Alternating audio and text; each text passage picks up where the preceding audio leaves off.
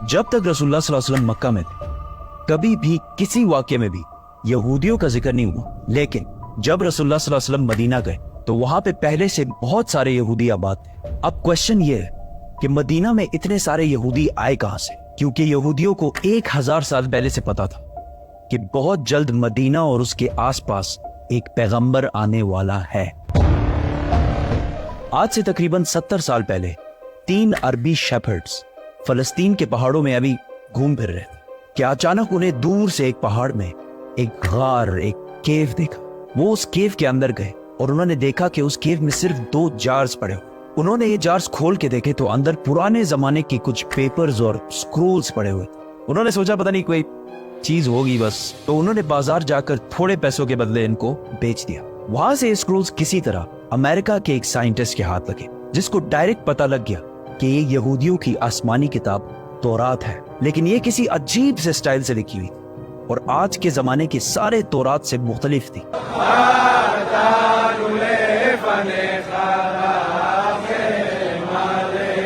तो उस scientist John C Trevor ने इन पेपर्स को उस जमाने के सबसे पुराने तौरात जो 1800 साल पुराना था उससे कंपेयर किया, और इन दोनों तौरात का स्टाइल और अंदाज बिल्कुल एक जैसे था। जिस कागज पर यह तौरात लिखी हुई थी उस साइंटिस्ट ने उसकी कार्बन डेटिंग कराई कि ज्यादा से ज्यादा ये कितने पुराने जमाने के हो सकते। तो पता चला कि ये एटलीस्ट 2200 साल पुराना कागज है जिस पर यह तौरात लिखी हुई है। Which means कि ये तौरात जो फलस्तीन के एक गार में एक आम से अरबी शेपर्ड को मिले थे, ये दुनिया के सबसे पुराने तौरात में से एक है। इवन हजरत ईसा अलैहिस्सलाम के आने से भी पुराने का तौरात है। Copies of the Bible that are 1000 years older than any previously known copy of the Bible? ये कंप्लीट तौरात तो नहीं है, लेकिन तौरात के बहुत सारे पोर्शंस इसमें मौजूद हैं। इन स्क्रोल्स के स्टार्टिंग में यहूदियों के एक पैगंबर आइज़ाया का जिक्र है, जिनको क्रिश्चियंस और मुसलमान दोनों एक सच्चा प्रॉफिट मानते हैं। और इस पैगंबर आइज़ाया ने फ्यूचर के कुछ प्रोफेसीज लिखी है कि आने वाले वक्तों में दुनिया में क्या क्या होने वाला है।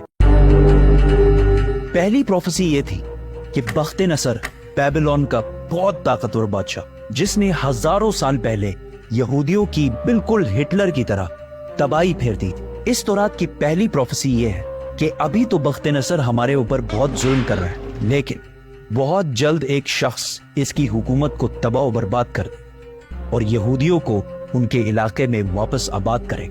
ये प्रोफेसी इस तौरात से भी 300 साल पहले पूरी हो चुकी थी, साइरस द ग्रेट की शक्ल में, जो ईरान का एक बहुत ताकतवर बादशाह था जिसको आज बहुत सारे मॉडर्न इस्लामिक स्कॉलर्स जुल्करनैन भी समझते हैं। Actually, he was Cyrus.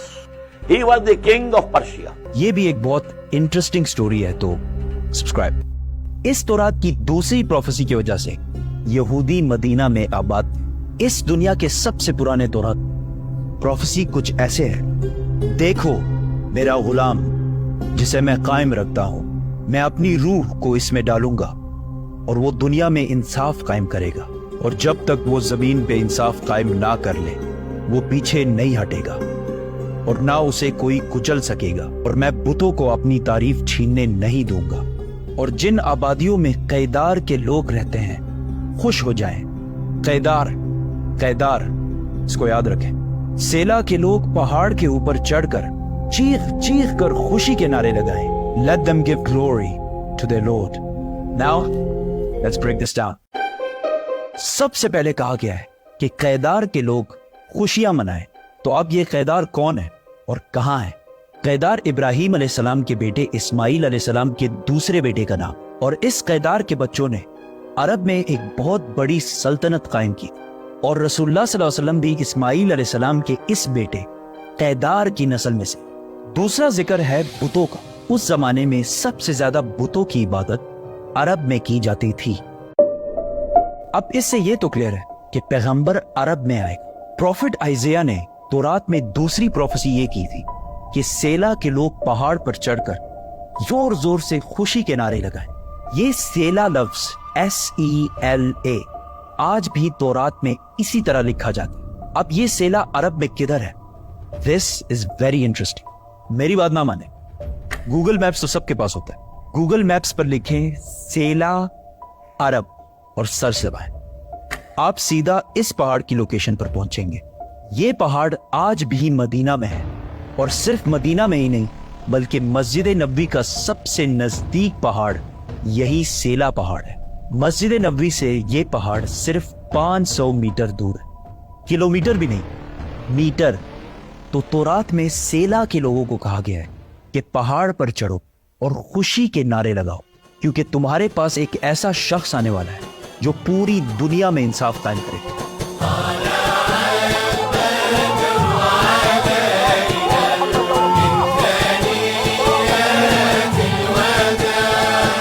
اور یہ سب کچھ تورات میں یہودیوں کو پہلے ہی بتا دیا گیا. یہودیوں کو اس بات کا پورا اندازہ تھا کہ بہت جلد مدینہ میں ایک پیغمبر آنے والا ہے. تو آہستہ آہستہ بہت سارے یہودی فلسطین سے مدینہ اور اس کے آس پاس شفٹ ہونا شروع ہوئے کہ کاش ہم اس پیغمبر سے مل سکیں. اور ایک دفعہ تو یہودی اور رومن امپائر کی لڑائی کے بعد بہت سارے یہودی مدینہ اور اس کے گرد جمع ہونا شروع ہوئے, اور خیبر کو جو مدینہ کے سب سے قریب سٹی سمجھی جاتی تھی اس کو اپنا ہیڈ کوارٹر بنایا. مدینہ کے عرب یہودیوں کے نالج اور ان کے بزنس کرنے کے طریقے سے بہت زیادہ امپریس, جس طرح آج بھی پوری دنیا یہودیوں کے انٹیلیجنس اور بزنس کے طریقے سے بہت امپریس. آہستہ آہستہ مدینہ میں یہودی بڑھنے لگے اور مدینہ کے عربیوں اور یہودیوں کے درمیان لڑائیاں ہونا شروع ہوئی. اور ہمیشہ یہودی مدینہ کے عربیوں کو کہتے تھے کہ آج تو تم لوگوں نے جو کرنا ہے کر لو, لیکن جب ہمارا پیغمبر آئے گا تب ہم تم لوگوں کو نہیں چھوڑیں. مدینہ کے عربی ہمیشہ اس بات سے ڈرتے تھے کہ کہیں واقعی ان کا پروفٹ آ کے ہمیں ختم ہی نہ کر دے. مدینہ والوں کو جنریشنز اینڈ جنریشنز تک یہ بات بتائی جا رہی تھی, جس کی وجہ سے مدینہ والوں کو یقین ہو گیا تھا کہ بہت جلد ایک پیغمبر آنے والا ہے. اس سب کے درمیان اچانک ایک دن مکہ سے ایک آدمی مدینہ آیا جس کا نام تھا مصعب بن عمیر, اور انہوں نے مدینہ کے لوگوں کو اسلام کی دعوت دی اور بتایا کہ مکہ میں ایک عربی پیغمبر آیا ہے جس کی بات کوئی بھی مکہ میں نہیں مان. یہ سن کر مدینہ والے حیران ہو گئے کہ ایک عربی بولنے والا پیغمبر, ہو سکتا ہے یہ وہی پیغمبر ہے جس سے یہودی ہمیں بار بار ڈراتے رہتے. تو مدینہ والوں نے ڈائریکٹ دنیا میں سب سے پہلے اسلام قبول کر لیا.